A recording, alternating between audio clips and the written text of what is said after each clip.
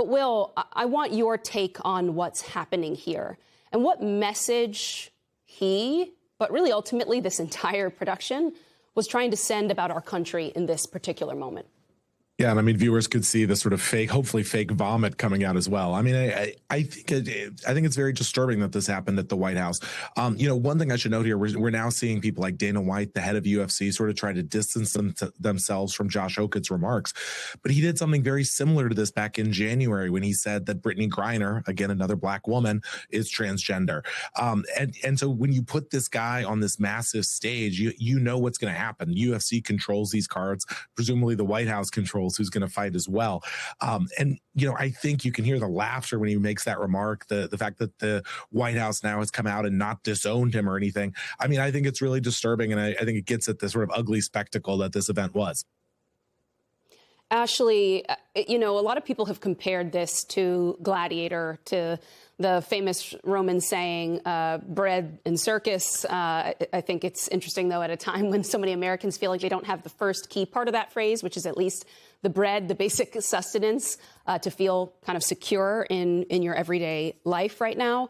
And I want to get your take on, beyond just the aesthetics and the sort of cultural messaging of this, what it means to have Americans struggling in the way we know that they are economically right now, with these questions of corruption and self-dealing and enrichment coming out of this. Trump buying $50,000 worth of UFC stock in March, for example. Last night's winners paid bonuses in cryptocurrency issued by Trump's crypto company. The event, sponsored by a company that has donated $35 million to a Trump super PAC, Polymarket, which Trump Jr. is an unpaid advisor to, was a sponsor. All these allegations of pay for access, the event only viewable by a subscription service to, drumroll please, Paramount Plus. We know all about the deals going on right now between the Ellisons and the role that the Trump administration has to play in approving all of that. Break it down for me.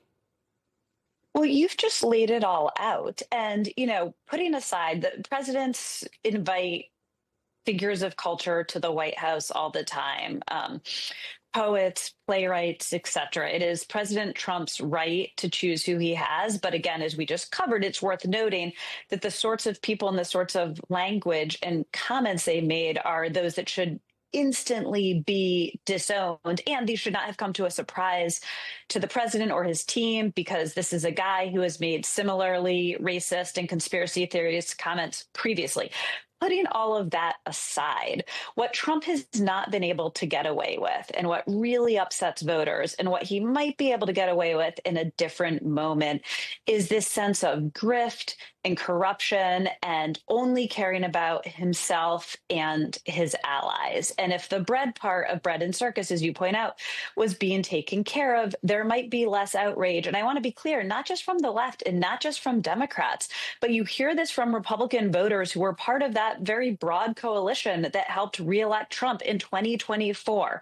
So you have this cage fight on the lawn of the White House. You have the White House ballroom. I cannot tell you how many times these things come up unprompted in focus groups, because they are sort of physical embodiments, gilded, angry embodiments of this idea that the president does not care about the average American, that he is not keeping his promises. One of the key reasons he was elected was to lower costs, lower interest rates, make things more affordable, lower gas prices. He doesn't care about them. He's not keeping his promises, and he only cares about these sort of monuments, physical and performative, to himself. Ashley Parker, Will Sommer, great to see both of you, and thank you for your work.